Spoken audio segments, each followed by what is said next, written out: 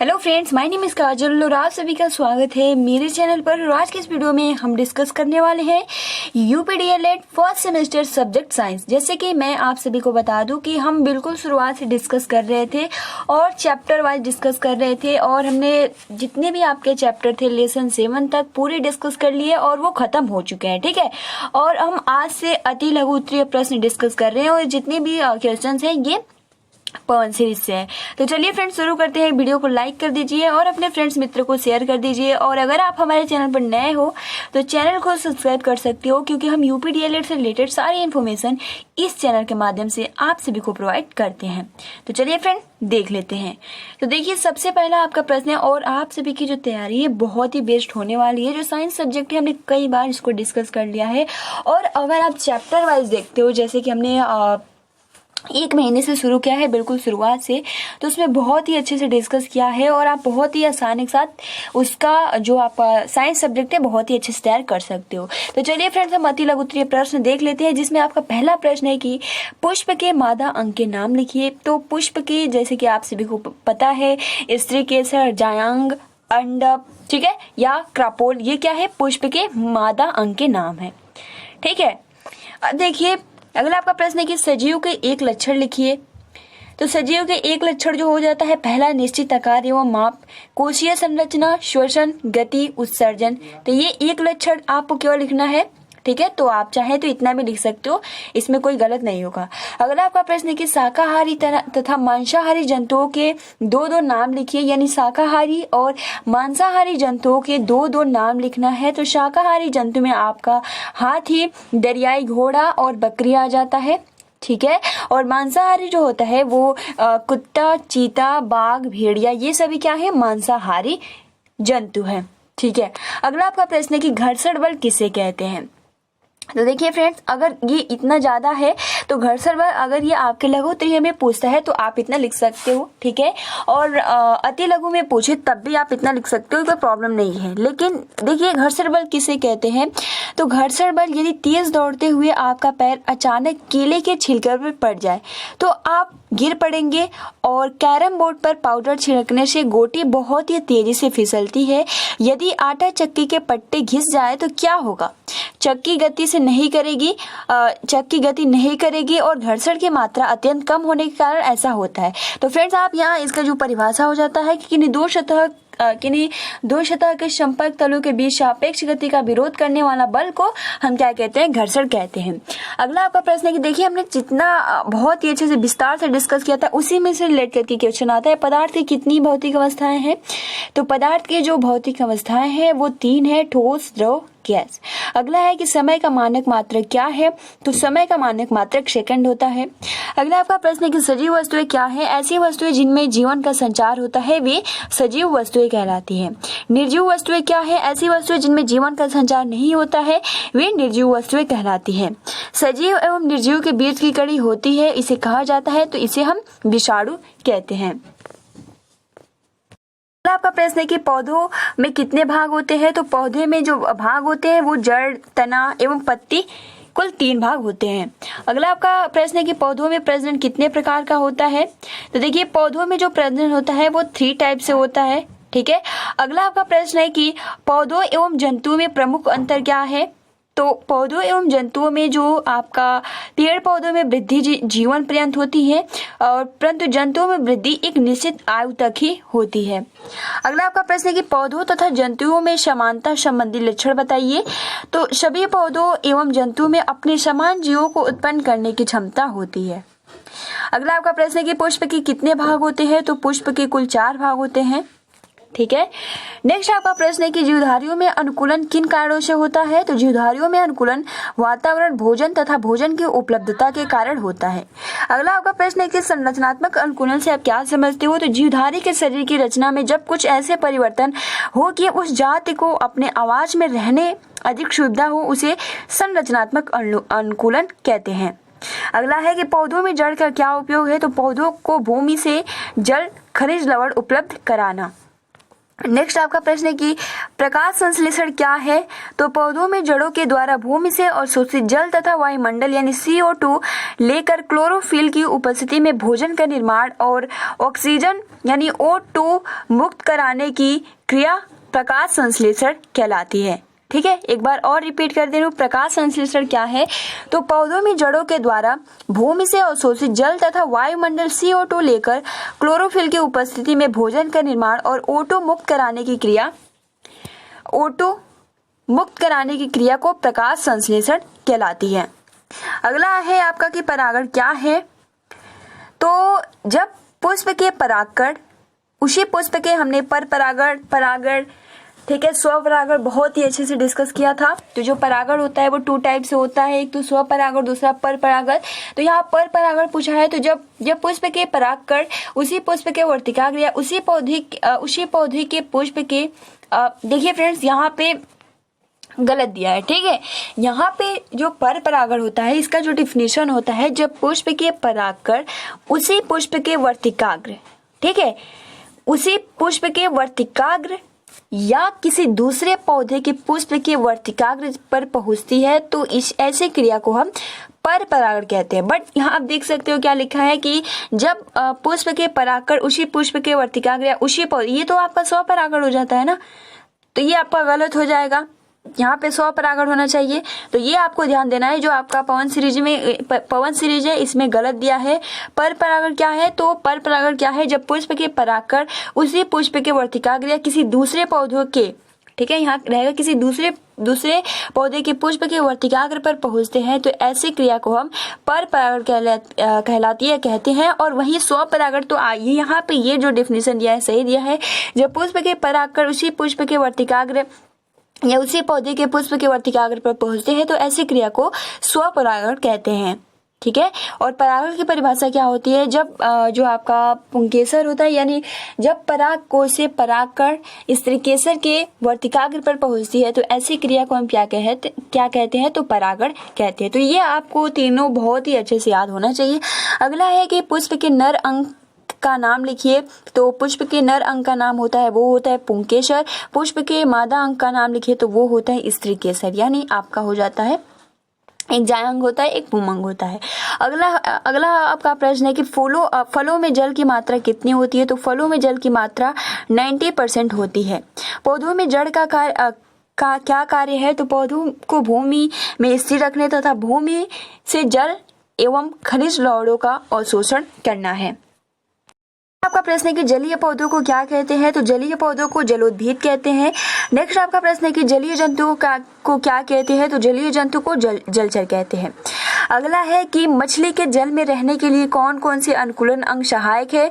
तो मछलियों में श्वसन के लिए गलफड़े और जल में तैरने के लिए इनका धारा रहित शरीर बहुत ही आवश्यक है अनुकूलन के लिए। अगला आपका प्रश्न है कि मुसलर जड़ों को कितने भागों में बांटा गया है? तो मुसलर जड़ों को 3 भागों में बांटा गया है, शंकु रूप, कुंभ रूप और तर्क रूप, यानी 3 भागों में बांटा गया है। अगला आपका प्रश्न है कि अपस्थानिक जड़ों में भोजन एकत्रित करण के कारण क्या परिवर्तन होता है?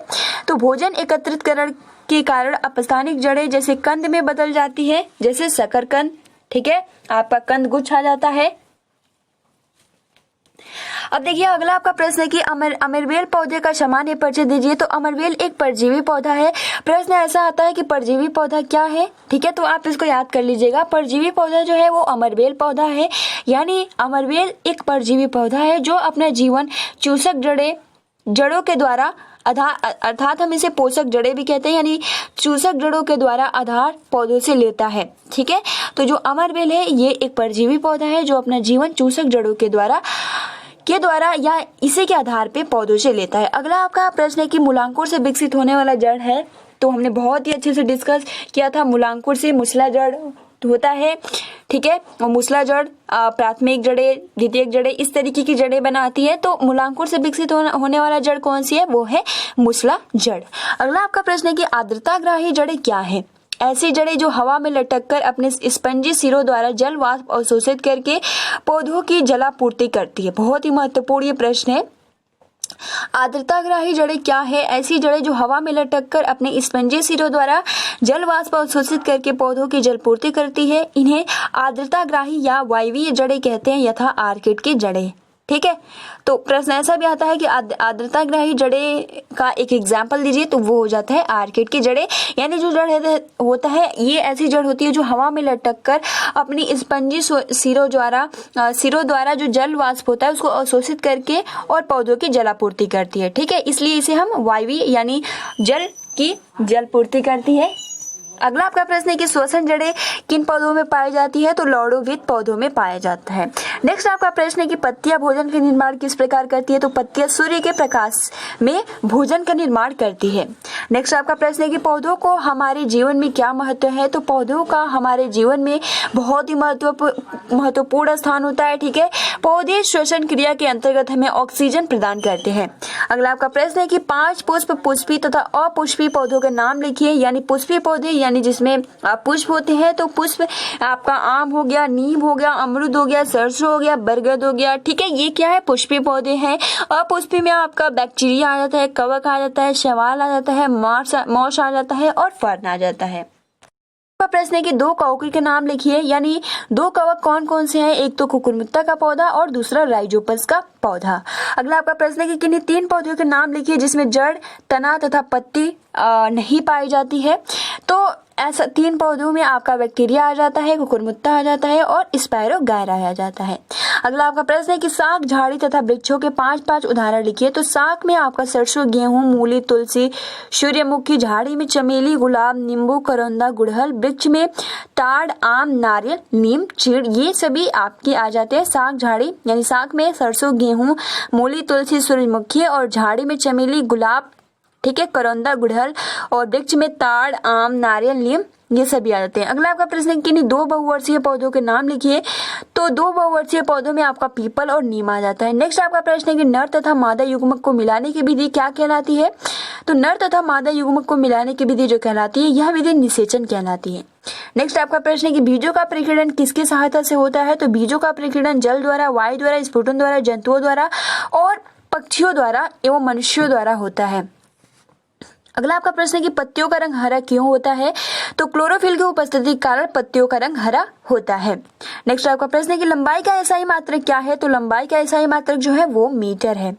12 इंच बराबर कितना होता है, तो 12 इंच बराबर 1 फुट होता है। एक गज में कितने फुट होते हैं, तो 1 गज में 3 फुट अथवा 91.44 सेंटीमीटर होते हैं। अगला आपका प्रश्न है कि किसी ईंट का आयतन ज्ञात करने के लिए कौन सी 3 माप ली जाती है, तो किसी ईंट का आयतन ज्ञात करने के लिए लंबाई, चौड़ाई तथा ऊंचाई की माप ली जाती है। अगला आपका प्रश्न है कि शरीर का ताप किस ताप मापी से मापते हैं, तो शरीर का ताप डॉक्टरी ताप मापी या थर्मामीटर से मापते हैं। अगला आपका प्रश्न है कि स्वस्थ मनुष्य के शरीर का ताप कितने डिग्री सेल्सियस होता है, तो स्वस्थ मनुष्य के शरीर का ताप 37 डिग्री सेल्सियस होता है। अगला आपका प्रश्न है कि माप के मानक मात्रक होना क्यों आवश्यक है, तो हमारे दैनिक जीवन की अनेक वस्तुओं की लंबाई, चौड़ाई, क्षेत्रफल, आयतन, तौल आदि के सही ज्ञान के लिए माप के मानक मात्रक का होना आवश्यक है।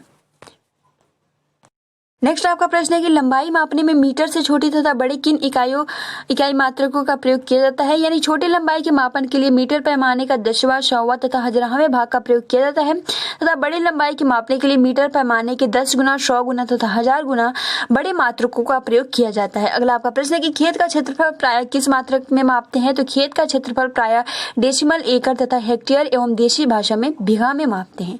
अगला आपका प्रश्न है कि किसी घन में लंबाई व चौड़ाई तथा ऊंचाई सदैव कैसी होती है, तो घन में लंबाई, चौड़ाई तथा ऊंचाई सदैव एक दूसरे के बराबर होती है। नेक्स्ट आपका प्रश्न है कि आयतन किसे कहते हैं, तो किसी वस्तु के द्वारा घेरे गए स्थान को उस वस्तु का आयतन कहते हैं।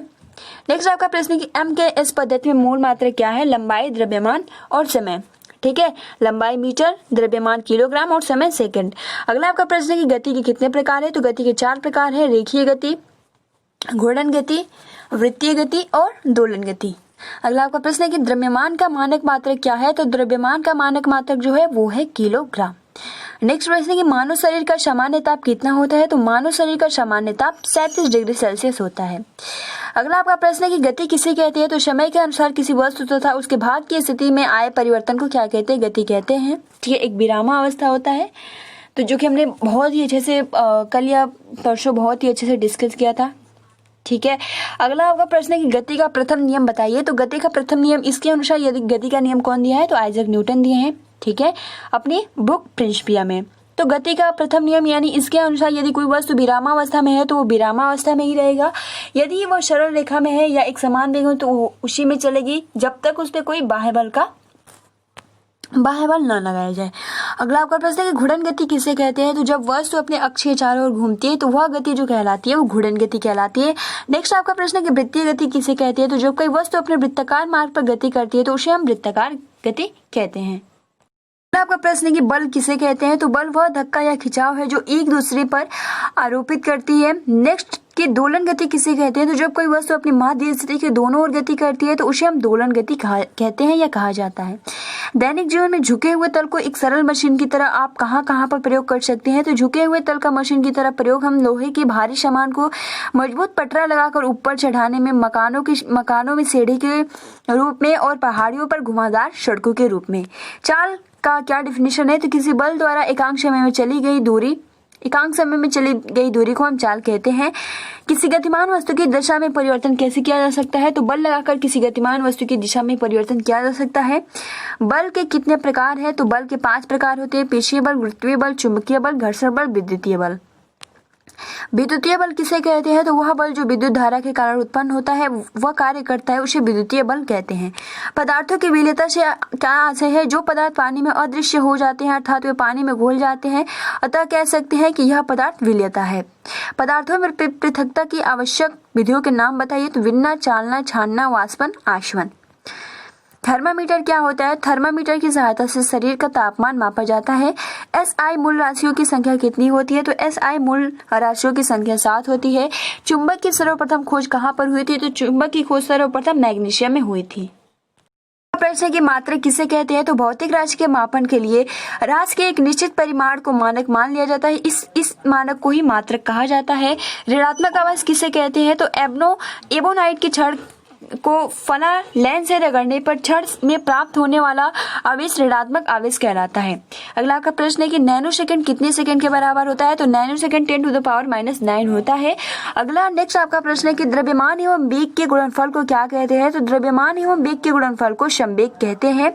बल गुणे विस्थापन क्या कहलाता है? तो बल गुणे विस्थापन कार्य कहलाता है। कोई कण, नेक्स्ट आपका प्रश्न है कि कोई कण 1 सेकंड में जितने कोण में घूमता है, इस घूर्णन गति को क्या कहते हैं? तो उसे हम वृत्तीय गति कहते हैं। नेक्स्ट आपका प्रश्न है कि चुंबकीय बल किसे कहते हैं? तो किसी चुंबक द्वारा चुंबकीय पदार्थों पर लगाया गया बल चुंबकीय बल कहलाता है।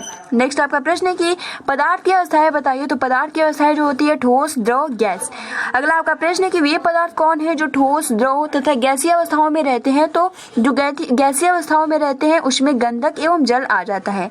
नेक्स्ट आपका प्रश्न है कि पदार्थ की वह अवस्था बताइए जिसमें अंतर आणविक जो आकाश सबसे अधिक होता है, तो वो आपका गैसीय अवस्था होता है। यानी पदार्थ की गैसीय अवस्था में अंतर आणविक अवकाश सबसे अधिक होता है और ठोस जो होता है, जो इनका अंतर आणविक होता है, सबसे कम होता है। और उसके बाद द्रव आता है तो गैस की तुलना में थोड़ा ज्यादा होता है। नेक्स्ट आपका प्रश्न है कि पृथक्करण किसे कहते हैं? तो किसी मिश्रण में विलेय अथवा अविलेय पदार्थों को अलग करने का विधि होता है, उसे हम पृथक्करण विधि कहते हैं। विलेय क्या होता है? तो विलेय जो घोला जाता है उसे हम विलेय कहते हैं। ठीक है, उसके बाद देखिए अगला है विलायक किसे कहते हैं? तो कोई पदार्थ जब किसी द्रव में घुलता है, जो पदार्थ उस द्रव में विलेय तथा द्रव को क्या कहते हैं? विलायक कहते हैं। ठीक है, तो ये आप सभी को बहुत ही आसानी से। उसके बाद देखिए एक विलेय होता है, एक विलयन होता है, एक विलायक होता है। विलयन जो जिसमें घोला जाता है जैसे जल हो गया, और विलायक यानी विलेय और विलयन के मिश्रण को हम विलायक कहते हैं। तो फ्रेंड्स आप सभी को बहुत ही आसानी से समझ में आ गया होगा। तो आज के लिए इतने ही क्वेश्चन डिस्कस करते हैं जो कि एग्जाम के पॉइंट ऑफ व्यू से बहुत ही महत्वपूर्ण थे, और ये जितने भी प्रश्न थे बहुत ही महत्वपूर्ण है, और इसी में से आपके अति लघु उत्तरीय क्वेश्चन पूछे जाएंगे। तो फ्रेंड्स आज के लिए इतना ही। ठीक है, वीडियो को लाइक कर दीजिए और ज़्यादा से ज़्यादा अपने फ्रेंड्स मित्रों को शेयर कर दीजिए। Thanks for watching, take care and best of luck.